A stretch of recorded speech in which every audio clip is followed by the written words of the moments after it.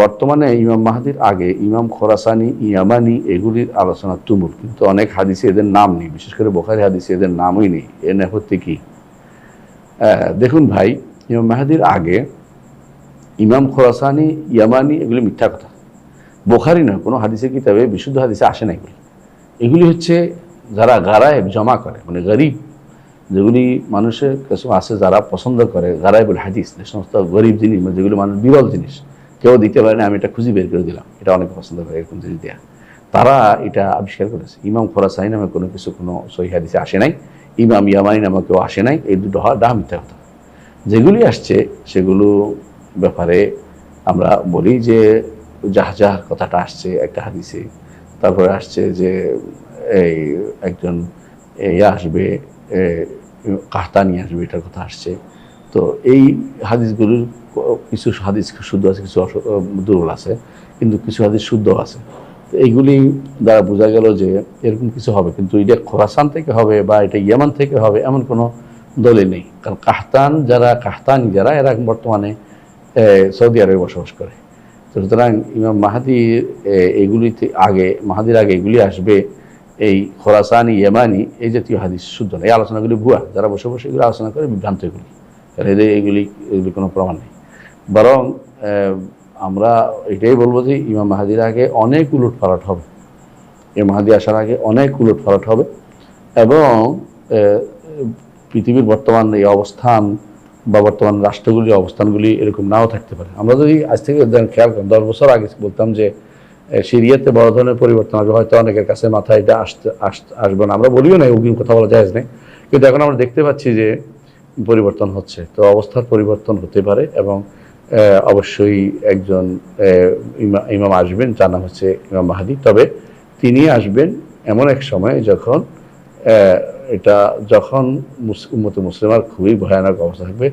বর্তমান যে ভালো অবস্থা আছে এখন আলহামদুলিল্লাহ, আমাদের যতগুলি আছে, আমরা শুধু কিছু ক্ষত আমাদের আছে, ক্ষত আছে, কষ্ট দিচ্ছে, কিছু আঘাত আছে, এগুলি সবই শুধু আমাদের অব্যবস্থার কারণে হচ্ছে।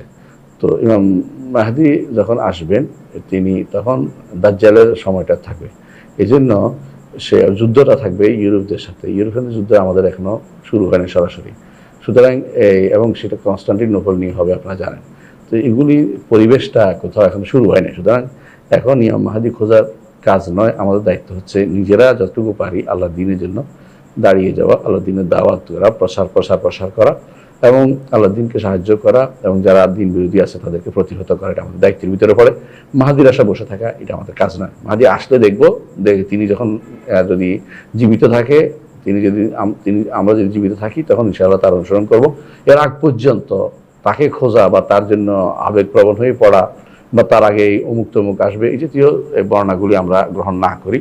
বিশেষ করে এগুলি বেশিরভাগই ফিতান কিতাবে আসছে, যে সমস্ত ফিতান কিতাবগুলো হাদিস সবগুলি শুদ্ধ না। বিশেষ করে যদি কিতাবুল ফিতানলে ইমাম নুআইম ইবনে হাম্মাদ আল মারওয়াজির আসে, তাহলে অনেকগুলি শুদ্ধ না। আপনারা জানেন যে ওখানে প্রায় 2500-র মতো হাদিস আছে, কিন্তু হাদিস শুদ্ধ হয়েছে প্রায় 170-80টার মতো হাদিস শুদ্ধ, আর বাকিগুলি দুর্বল। তাহলে বুঝলে কত দুর্বলের পরিমাণ কত বেশি। যেগুলি শুদ্ধ এগুলি বেশিরভাগই বুখারী, মুসলিম এবং মানে সুনান আরবা'র মধ্যে আসছে। তো বাকিগুলো আসলে সনদ দিয়ে বিশুদ্ধ নয়। যেগুলি সনদ দিয়ে বিশুদ্ধ নয়, এগুলি আমরা খুশি হওয়ার কোনো কিছু নেই। এই জন্য ইমাম এই ব্যাপক কারণে, অশুদ্ধ হাদিস হওয়ার কারণে ইমাম আহমদ ইবনে হাম্বল বলেছিলেন যে এই অধ্যায়ে ফিতানের মধ্যে বিশুদ্ধ হাদিসের নাই বলতে চলে। মানে কি জন্য বলছেন যে অনেকেই বিশুদ্ধ, মানে যে সমস্ত হাদিস বর্ণনা করছে সেগুলো শুদ্ধ নাই, জন্য সেটা বলেছেন। কিন্তু আছে, অবশ্যই হাদিস তো আছে, যেটা বুখারী, মুসলিম বা সুনানের মধ্যে আসছে, সনদ শুদ্ধ এগুলি আছে। তবে এগুলি এত বেশি না যেগুলি তারা বর্ণনা করে থাকে। এবং অনেক সময় অনেকে এটা নিয়ে হয়তো কোথাও ওয়াজ মাহফিল গরম করে ফেলে, কোথাও এটা নিয়ে তার এই ওয়ামিং আপ করে যুবকদেরকে। এগুলি আসলে খুবই এগুলি কোনো সঠিক তরিকা না, সঠিক পদ্ধতি নয়, সঠিক মানহাজ নয়। আশাগুলো বিষয়টা বুঝছেন। বর্তমানে অনেকে দাবি করে যে ইসরায়েল ক্ষমতাধর রাষ্ট্র হবে, সেখান থেকে গ্রেটার ইসরায়েল হবে, তারপর সেখান থেকে দাজ্জাল বের হবে। এটা কি আদৌ ঠিক? দেখুন, ইসরায়েল হচ্ছে সবচেয়ে নিকৃষ্টতম একটা রাষ্ট্র। এরা ক্ষমতাধর হবে এমন কোনো কথা আমাদের কোনো কোরআন হাদিসে আসে নাই। এরা মালউন অভিশপ্ত, এদের আল্লাহ তাআলা এদেরকে এদের সম্পর্কে বলেছেন যে মাগদুব আলাইহিম, এরা হচ্ছে আল্লাহ এদের উপর প্রদান্বিত হয়েছেন, কারণ এরা, এবং আল্লাহ কোরআনে বলছেন লরেন আল্লাযিনা কাফারু মিন বানি ইসরাঈল আলা লিসানি দাউদ ওয়া ঈসা ইবনে মারইয়াম, যে এরা মালউন অভিশপ্ত, ইমামদের অর্থাৎ নবীদের মুখে তাদেরকে লানত করা হয়েছে। এরা এই গ্রেটার ইসরাইল হবে এমন কোনো দলিল আমাদের কাছে নেই, কোরআনও নাই, হাদিসেও নাই, এবং এটা সালাফদের কোথাও আসে নাই। যদি কেউ ধারণা করে এগুলি বলে, ধারণা করার কথা বলা জায়েজ নেই, আমরা এগুলি বিশ্বাস করি না।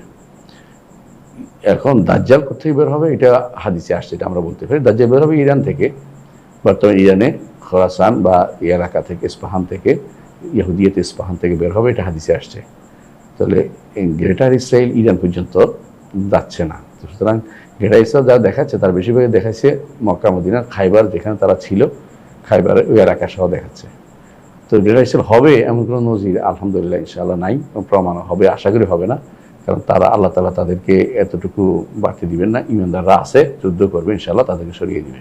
তো এই জন্য গ্রেটার ইসরাইল হবে এই ভয়টা, হ্যাঁ, ইমানদাররা প্রস্তুত থাকা দরকার, তাদের অস্ত্র শস্ত্র নিয়ে দিয়ে তারা যেন আসতে না পারে ইহুদিরা, ইসরায়েলিরা। কিন্তু এটা হবে এমন কোনো দলিল আমাদের কাছে নাই। আর দাজ্জাল বের হবে সেখান থেকে, ইসরায়েল থেকে বের হবে, এটা মিথ্যা কথা। দাজ্জাল বের হবে হাদিস যেটা আসছে, এটা হলো ইহুদিয়াত ইস্পাহান। ইস্পাহান এটা বর্তমানে ইরানের একটা অংশ, সেখান থেকে দাজ্জাল বের হবে, এবং তার সাথে থাকবে 70,000 আলাইহিমুত তাইয়ারাসা, তাদের মাথায় থাকবে বর্তমানে যেগুলি তারা পরে অতিরিক্ত ইয়ার মতো করে, পশুদের মতো করে লম্বা করে পরে, যেটা এগুলি হচ্ছে তাদের কাছে থাকবে। তো সেইগুলি তারা ওখান থেকে বের হবে। এই জন্য এই আদৌ ঠিক নয় যে তথ্য আপনাকে দেওয়া হয়েছে, এটা সঠিক নয়।